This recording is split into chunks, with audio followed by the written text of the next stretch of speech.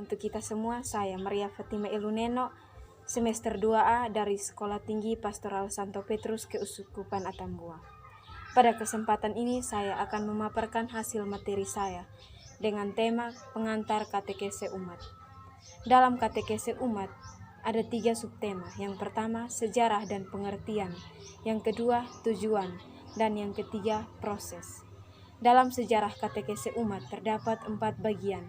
Yang pertama, PKKI 1. Pada tahun 1977, yakni muncul gagasan katekese umat sebagai arah katekese di Indonesia masa kini.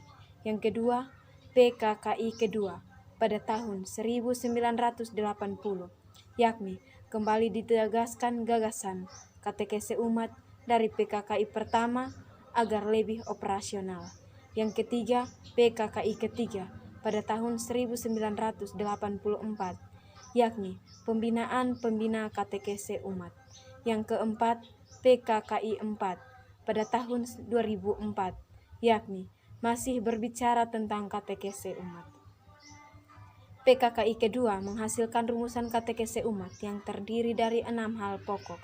Yang pertama, katekese umat diartikan sebagai komunikasi iman atau tukar pengalaman atau penghayatan iman antar anggota umat atau kelompok. Yang kedua, dalam katekese umat kita bersaksi tentang iman kita akan Yesus Kristus, pengantara Allah yang bersabda kepada kita dan pengantara kita menanggapi sabda Allah. Yesus Kristus atau mendasari penghayatan iman gereja. Yang ketiga, yang berkatekese adalah umat. Kristus menjadi pola hidup pribadi, juga pola kehidupan kelompok, baik di kelompok basis, sekolah maupun perguruan tinggi. Katekese umat sering disebut katekese dari umat, oleh umat, dan untuk umat. Dan yang keempat, dalam katekese yang menjemaat, ini pemimpin katekese bertindak, terutama sebagai pengarah dan pelancar. Dalam katekese, menciptakan suasana komunikatif atau membangkitkan gairah supaya para peserta berani berbicara. Yang kelima, katekese umat merupakan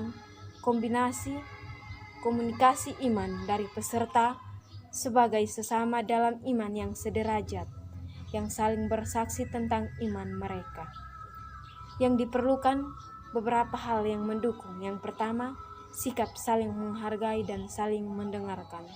Yang kedua, suasana penuh keterbukaan. Yang keenam, tujuan komunikasi iman dalam katekese umat adalah yang pertama, supaya dalam terang Injil kita semakin meresapi arti pengalaman-pengalaman kita sehari-hari. Yang kedua, kita bertobat kepada Allah dan semakin menyadari kehadirannya dalam kenyataan hidup sehari-hari. Yang ketiga, semakin sempurna beriman, berharap mengamalkan cinta kasih dan hidup Kristiani kita makin dikukuhkan. Yang keempat, pula kita makin bersatu dalam Kristus, makin menjemaat, makin tegas mewujudkan tugas gereja setempat dan mengokohkan gereja semesta. Yang kelima, sanggup memberi kesaksian tentang Kristus dalam hidup kita di tengah masyarakat. Berdasarkan rumusan PKKI kedua tersebut, nampak beberapa aspek katekese umat yang harus diperhatikan. Yang pertama, subjek katekese umat atau peserta. Yang kedua, berguru kepada Kristus sebagai jalan kebenaran dan kehidupan. Yang ketiga, yang dilakukan dalam katekese umat adalah saling membantu menggali makna hidup dalam terang Injil. Yang keempat, hasil yang diharapkan yakni menjadi saksi-saksi Kristus yang mampu meresapkan nilai-nilai Injil di lingkungan. Tujuan katekese umat.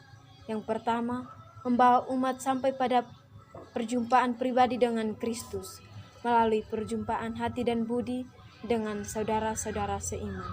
Yang kedua, membentuk dan membina jemaat Kristiani, mengembangkan sikap-sikap dan karisma-karisma pribadi untuk melayani sesama. Proses katekese umat. Langkah pertama, proses mengamati dan menyadari suatu fenomena tertentu dalam masyarakat yang kita angkat sebagai tema katekese umat. Langkah kedua, menyadari dan merefleksi situasi yang telah dianalisis dalam terang sabda Allah. Langkah ketiga, memikirkan dan merancangkan aksi untuk bertindak. Langkah pertama dan langkah kedua bertujuan supaya kita menjadi lebih sadar akan panggilan kita sebagai orang beriman untuk bertindak memperbaiki keadaan.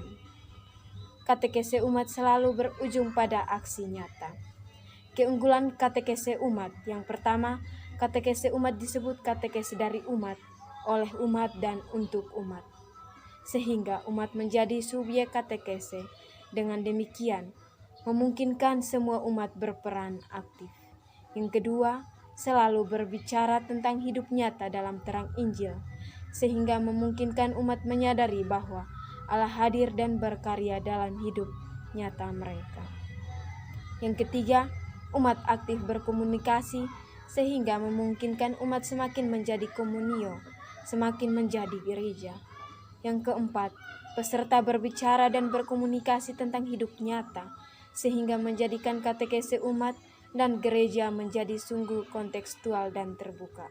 Sekian dan terima kasih.